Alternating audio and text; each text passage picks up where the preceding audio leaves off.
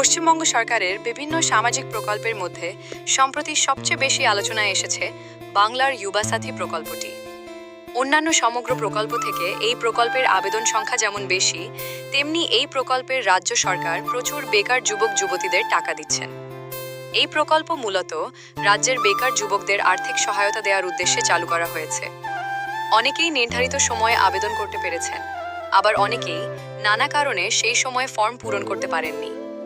ফলে এখন অনেকেরই প্রশ্ন, যারা তখন আবেদন করতে পারেননি তারা কি এখন আবার নতুন করে আবেদন করতে পারবেন?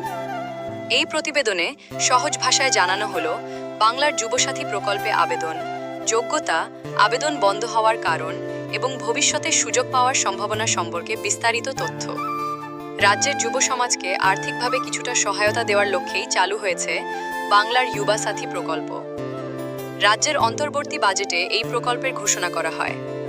এই প্রকল্পের মাধ্যমে পশ্চিমবঙ্গের বেকার যুবক যুবতীদের প্রতি মাসে একটি নির্দিষ্ট আর্থিক ভাতা দেওয়ার পরিকল্পনা করা হয়েছে।